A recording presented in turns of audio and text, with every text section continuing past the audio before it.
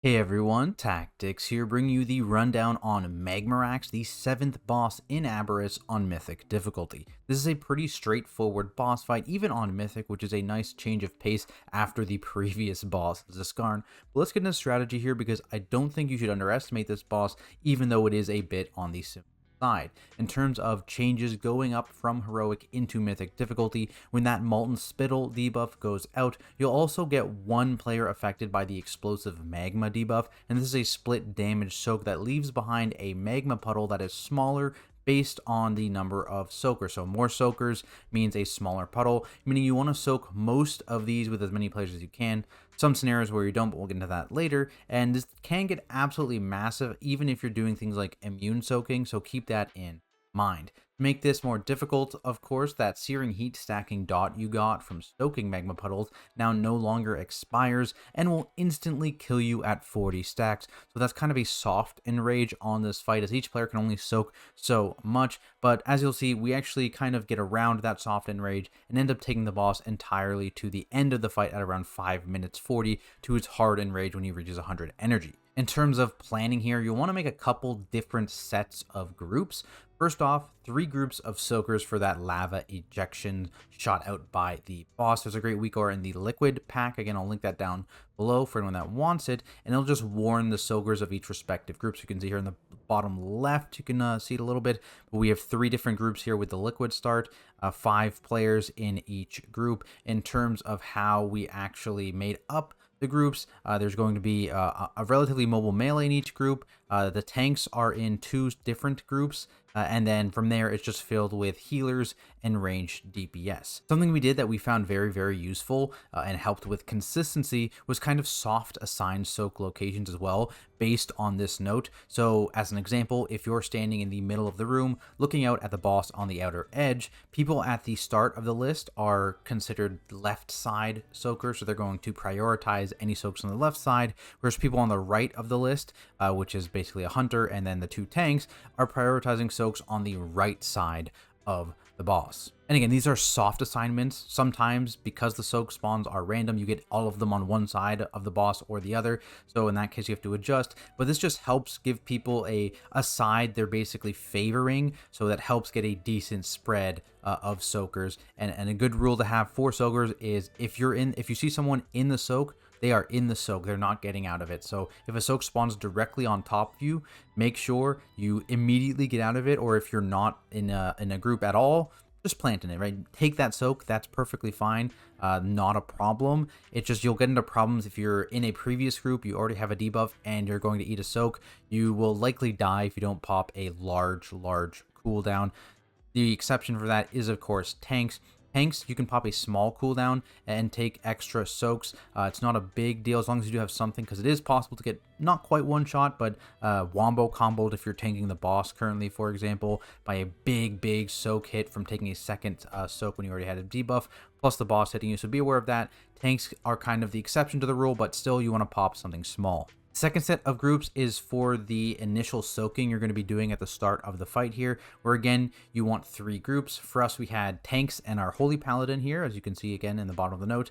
Those were assigned to the spittle that had the circle marker. We had the rest of our melee assigned to the spittle that had the star marker, and then we had literally everyone else in the raid, so all the other healers and ranged, assigned to that skull marker there, which is where you would take that explosive magma mythic group soak.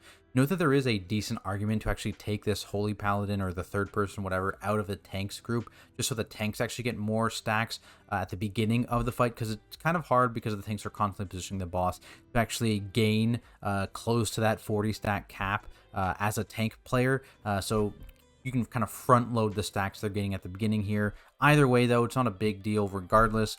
But it could just a small thing maybe that would potentially free up stacks on that third person and add more stacks onto the 2 tank players. Now let's actually get into the fight here. So right off the bat, we pull to an edge on one of these points. It doesn't actually matter which point it is. We just did this because it was straight in front of the boss. And you'll notice again, we have the markers here based on the bigwigs marking. Will put a circle and a star on the 2 spittle targets. So that's why we have them.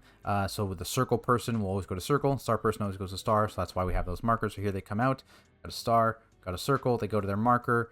Boom, it explodes, and we just make sure, again, you stay in these puddles until they're fully gone. So the tank one always is going to be the slowest because there's the fewest people in it, but make sure you stay in them until they're fully gone here. And then it's basically just you're going to be doing that 3 times initially. So you do 3 sets of Molten Spittle slash Explosive Magma soaks, and then that's when we start getting into the drops behind the boss here. So knockbacks, we've set up lock gates behind the boss. Obviously, a lot of classes have ways to avoid this knockback entirely. Death's Advance, Shadow Step, Transcend, Personal Port from locks, charges, that kind of thing. So there's lots of ways to get around it. We also had a couple rescues here. I believe we had one of Evoker rescuing our Priest and one Evoker rescuing our Paladin. That kind of left me as the Prot Paladin a little bit on my own. So basically, I would use Bubble and I would use Lockgate, and then there would be one in the middle where I actually would just have to natty run back. It's not the end of the world, but just note if you don't get knocked into the lava, right? So I'm bubbled here, so I'm not really concerned, but keep that in mind. If you have less mobile classes, you can use rescues, or some people are just going to have to run back. We're going to get here into our second pool soak, so we are going to be doing 3 again. We're doing 3 again. Circle to the circle marker, and no, you actually don't need to go this far behind. Our markers are, it looks scary for sure, but you can actually get these circles slightly overlapping on the boss itself, and it will not give the boss stacks. I think it has to go to like the center of the boss's hitbox maybe to actually give him stacks. You can actually still be in melee range here while you're soaking these puddles if they're positioned correctly. So just keep that in mind. Definitely more important for the melee puddle because they want their uptime. This is a pretty decent damage check. Not so as important for the tanks, but of course still something you'd want to get as close to the boss as possible, just so they can keep hitting the boss, right? No reason not to. Now let's move forward a little bit here and get to our actual third soak. So this is the third soak, the last one we're soaking, and so from here on out, we're going to be dropping those spittle puddles behind us. So after the third set of spittles, the 4th spittles are always going to be completely unsoaked, dropped behind us on the edge of the platform, and we're going to have the rest of the raid soaking that explosive magma group soak. So we are still going to be soaking those explosive magma group soaks. We're not going to be soaking the spittles. So seeing how this works here, we have the boss on the edge, and ideally they want to be side by side. Actually, there's an example of the lock gate, by the way. So I bubbled the previous one. I'm saving, I actually don't even have Bob talented here because I'm using spell warding for later on. I'll talk about that when we get there. But basically here, this neat little weak aura tells you exactly when to gate to avoid getting stomped on here. So boom, gate, and I don't get knocked back.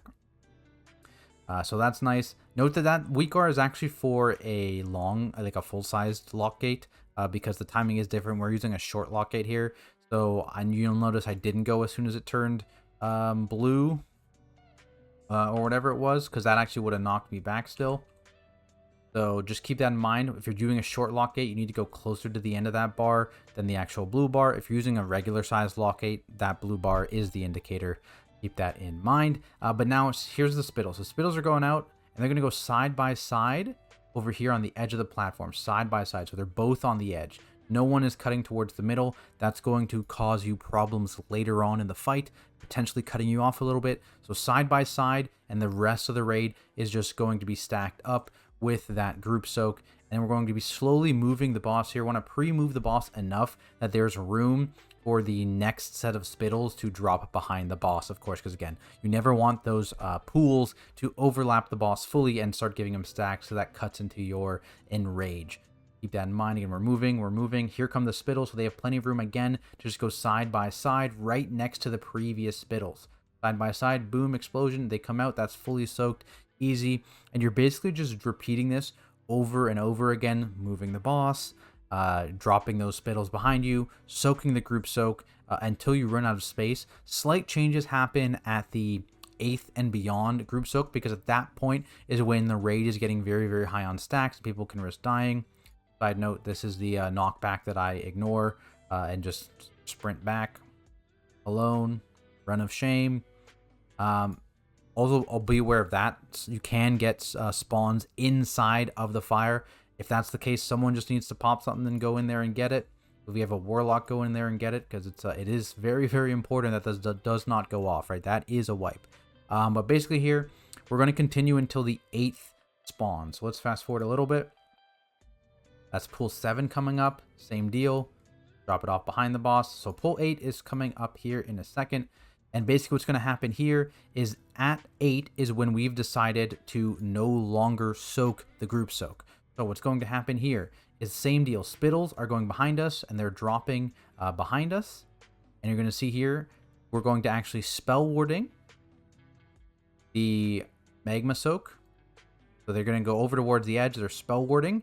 And he's going to drop this diagonally, like behind us, right? You don't want to drop this in the middle of the room because, as I mentioned, this puddle is going to be massive because it's only going to count as one soaker. So you want to drop this as far away from you, behind you as you can. So he is also a mage, right? So he's going to try and hold. He hasn't run into the fire yet because he doesn't want to get too many stacks. He wants to be alive here, right? Despite having that spell warding, he will still gain stacks.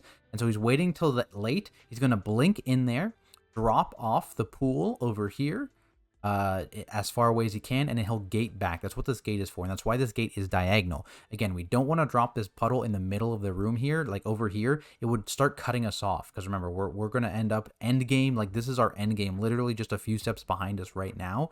So that if you drop this off, like over towards the regular middle of the room, you're going to cut yourself off with this massive circle. So send this soaker diagonally back behind you. They get a spell warding. If you don't have a spell warding, you're probably just going to have to fully sack this person or hope that they have a personal immunity. As a mage, right, he could blink out the last second, ice block, and then do the same thing. A paladin obviously could personal bubble it, that kind of thing. But if this is not an immune person and you don't have a prompt pally, this is just a full sack. So just keep that in mind here. Also, when it comes to battle res, just keep in mind, you cannot battle res someone that has 40 stacks. If they died from having 40 stacks of the debuff, when you battle res them, they'll just die again because the stacks will not go away. So keep that in mind. But as you're going to see here, he's going to blink out last second, drop the explosion. Look how big that was, and then immediately gate back. So he got as few stacks as possible, and he survived because of that spell warding. From here on out, 9th set of pools is also a sack here. So that guy is going to do the same thing, going to run super far away and just kind of die. Spittles are going to do the drop here again. Just like that. So here it comes.